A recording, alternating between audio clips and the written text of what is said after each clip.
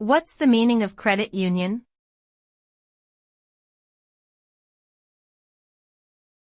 Credit union.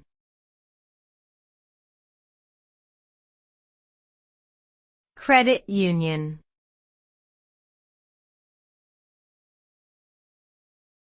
Credit union.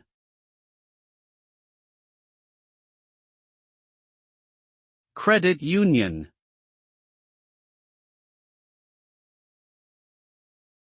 A credit union is a non-profit financial institution that is owned by its members and provides them with a variety of financial services, such as savings accounts, loans, and checking accounts.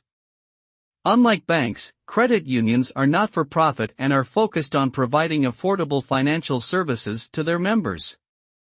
This means that they typically offer lower interest rates on loans and higher interest rates on deposits than traditional banks.